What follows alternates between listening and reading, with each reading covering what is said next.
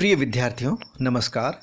इस व्याख्यान में हम प्राथमिक समंकों के संकलन की विधियों के बारे में विस्तार से जानेंगे। इससे पूर्व के व्याख्यान में हमने समंकों का अर्थ, परिभाषा और प्रकार के बारे में जाना और यह भी जाना कि समंक कितने प्रकार के होते हैं, प्राथमिक और द्वितीयक समंक, और प्राथमिक समंक और द्वितीयक समंक का अर्थ क्या है और इन दोनों में अंतर क्या है।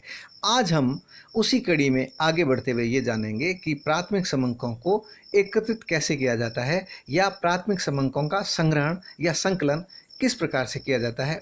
इसके लिए कौन कौन सी विधियों का सहारा लिया जा सकता है, कौन कौन सी विधियाँ हैं और इन विधियों में से कौन सी विधि अपनाई जानी चाहिए, इसके पीछे क्या आधार है।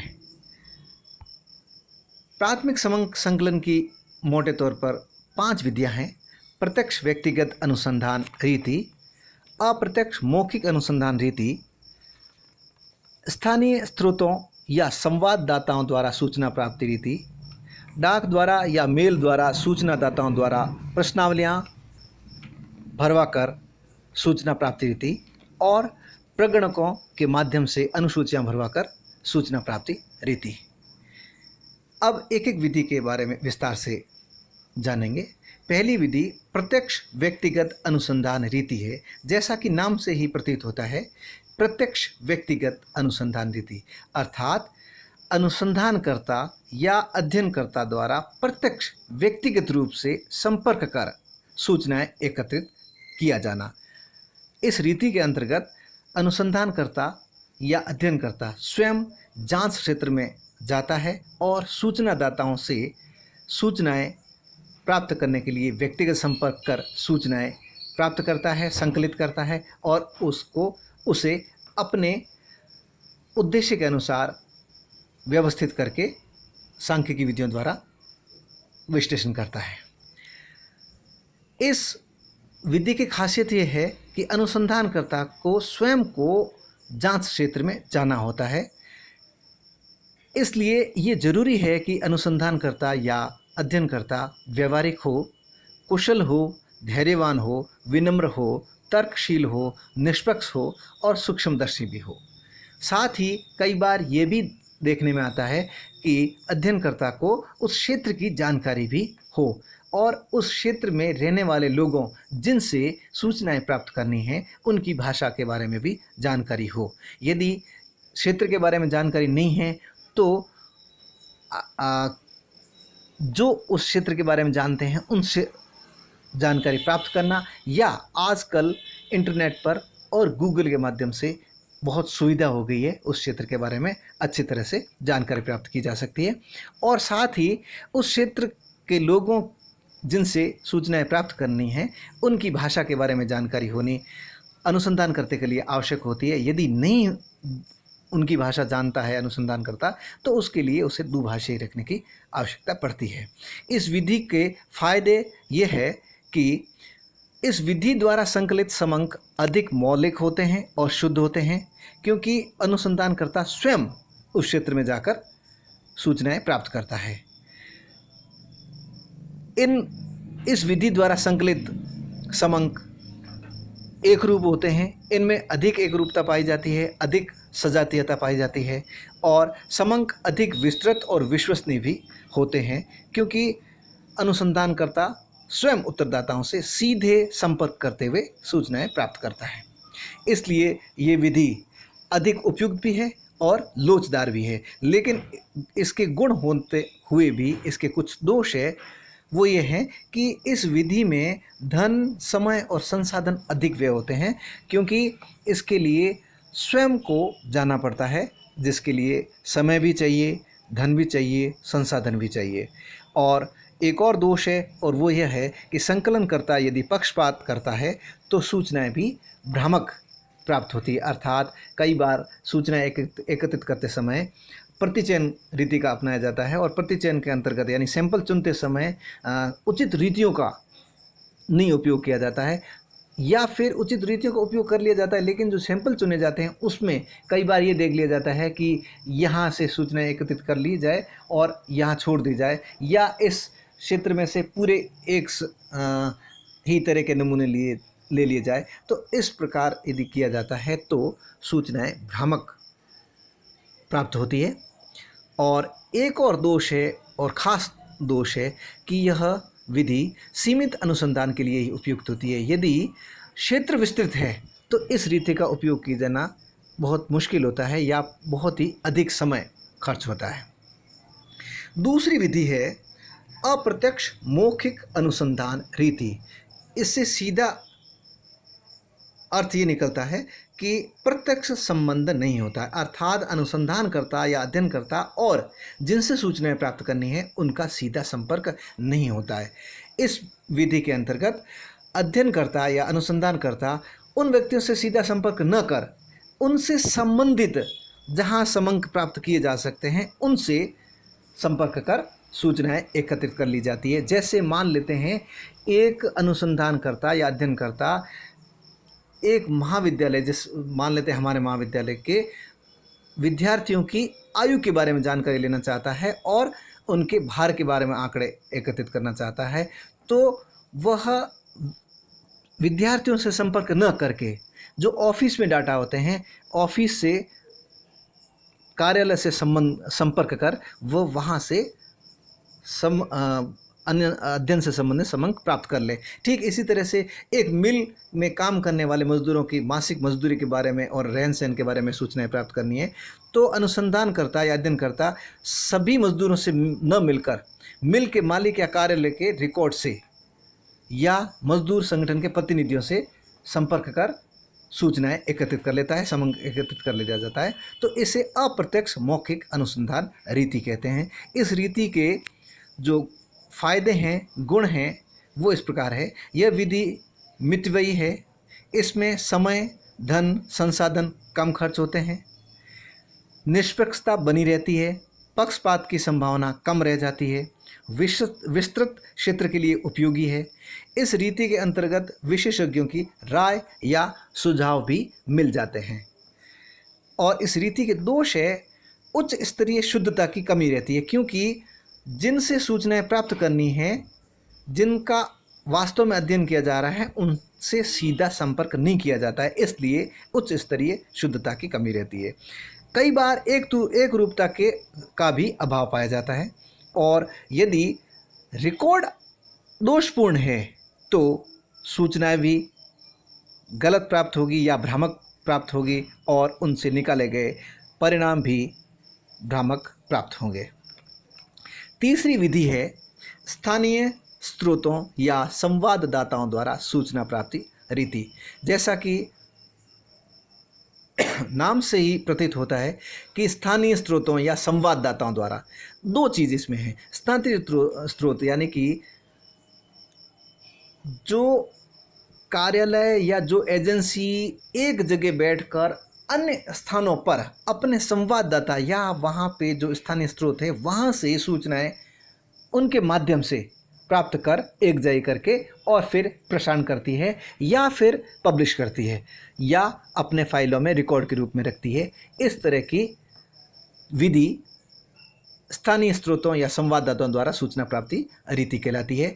और विशेषकर यह समाचार पत्रों, पत्र पत्रिकाओं, संस्थाओं, टेलीविज़न चैनलों या अन्य मीडिया द्वारा इस रीति का उपयोग किया जाता है। जैसे हम हमेशा देखते हैं, जो ही टीवी स्टार्ट करते हैं और उसमें कोई न्यूज़ के बारे में देख रहे होते हैं, तो कुछ स्टूडियो से न्यूज़ आ रही होती है और वो सीधा कहते हैं कि चलिए हम आपको ले चलते हैं दिल्ली या बॉम्बे या जयपुर, जोधपुर अपने संवाददाता से, और फिर वहाँ से सूचनाएं आती है। लेकिन इसके गुण हैं तो साथ में दोष भी है, और दोष ये होते हैं कि इसमें एक रूपता का अभाव पाया जाता है। मैंने सीधा दोष के बारे में सीधा इसलिए बताया क्योंकि जब हम ये सूचनाएं देख रहे होते हैं तो उस समय लगता है कि एक जगह जो उत्तर दिए जा रहे हैं या एक जगह जो समाचार दिए जा रहे हैं, हो सकता है दूसरी जगह से जो समाचार आए उनमें और उनमें दोनों में सूचना देने के तरीका जो है वो अलग हो सकता है, या फिर जो समंक प्राप्त होते हैं वो भिन्न भिन्न हो सकते हैं। उनको फिर एक जगह करना पड़ता है या फिर उनको कोरिलेट करना पड़ता है जो स्टूडियो में बैठे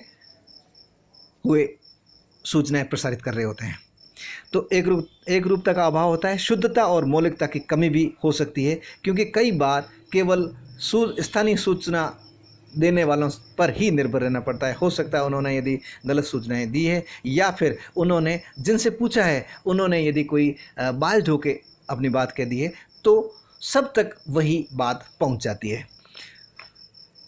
और इसके गुण हैं, यह रीति मितव्ययी है, समय, धन और परिश्रम की बचत होती है, और व्यापक क्षेत्र और विस्तृत क्षेत्र के लिए उपयोगी है, और दूर दराज से भी सूचना संकलन में सहायक है। जैसा कि हम ज्यों ही इस विधि और इसके गुण को देखा तो पिक्चर अपने आप ही दिमाग में बैठ गई कि वहाँ स्टूडियो में बैठे बैठे भी सूचनाएं बहुत दूर दराज से भी प्राप्त की जा सकती है, बल्कि 7 समुद्र पार से भी सूचनाएं कुछ ही सेकंड्स में या कुछ ही मिनटों में प्राप्त की जा सकती है।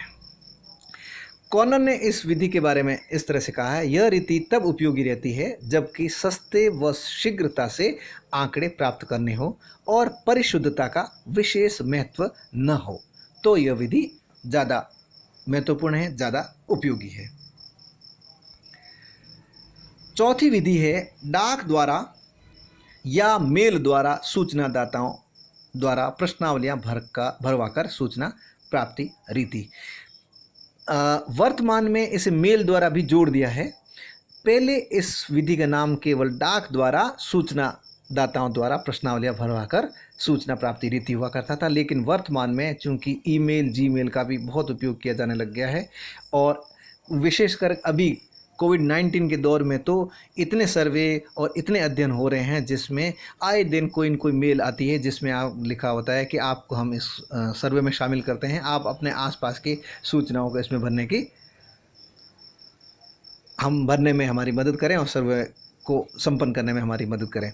अर्थात इस विधि के अंतर्गत अध्ययनकर्ता या अनुसंधानकर्ता एक अपने अध्ययन से संबंधित एक प्रश्नों की सूची बनाता है और वह प्रश्नावली तैयार कर डाक द्वारा या आजकल मेल द्वारा उस क्षेत्र के लोगों को भेज दी जाती है, और उनसे यह आग्रह किया जाता है कि आप यह प्रश्नावली भरकर या इस प्रश्नावली में दिए गए प्रश्नों का उत्तर भरकर हमें जल्दी वापस भेजें, क्योंकि यह हमारे अध्ययन में या शोध में अति आवश्यक है।